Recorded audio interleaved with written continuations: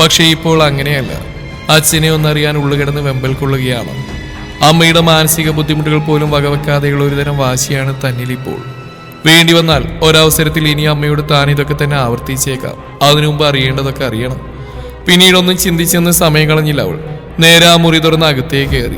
മുത്തശ്ശി വല്ലാത്തൊരു ഉറക്കത്തിലാണ്. ശോഷിച്ച ആ രൂപം കാണുമ്പോൾ തന്നെ ഭയം തോന്നി അവൾക്ക്.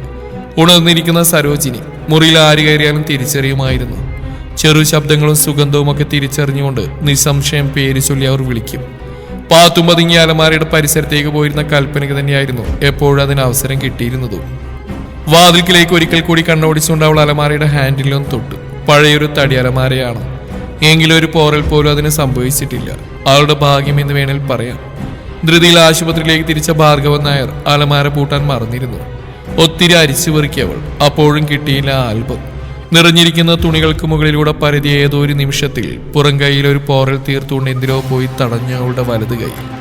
ഒന്നിരി വലിച്ചുകൊണ്ട് അവൾ കൈ പിൻവലിച്ചതും കണ്ടു. ചെറുതായി ചോര പൊടിയുന്ന കോറിയിട്ട പോലൊരു വര. ആറക്കുള്ളിലേക്കൊന്ന് കുനിഞ്ഞു നോക്കിയതും കണ്ടു. ഒരു ഇരുമ്പു ചാവി മുകളിൽ നിന്നും താഴേക്ക് തൂങ്ങി നിൽക്കുന്നു. തടിയുടെ അടിയിൽ ഒരു രഹസ്യ അറ. കീഴോട്ട് തുറക്കുന്ന അറ സൂക്ഷിച്ചു വേണം തുറക്കാനെന്ന് അവൾ ഓർത്തു. തുറക്കുമ്പോൾ തന്നെ അതിനുള്ളിലെ സാധനങ്ങൾ പുറത്തേക്ക് വീഴാൻ സാധ്യതയുണ്ട്.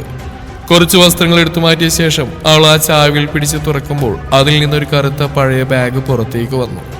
ആ ബാഗ് തുറന്നും അവളുടെ കണ്ണുകളൊന്നും ഇഴിഞ്ഞു വന്നു. മേനോൻസ് എന്ന സ്ഥാപനത്തിന്റെ ലോഗോക്കൊപ്പം മേനോൻ സ്റ്റുഡിയോ എന്ന് എഴുതിയിരിക്കുന്ന ഒരു ആൽബം. താൻ അന്ന് കണ്ട ആൽബം അല്ല ഇതെന്ന് അവൾക്ക് തോന്നി. വിറയാർന്ന കൈകൾ കൊണ്ട് തന്നെ അവൾ വേഗത്തിൽ താളുകൾ മറിച്ചു നോക്കി.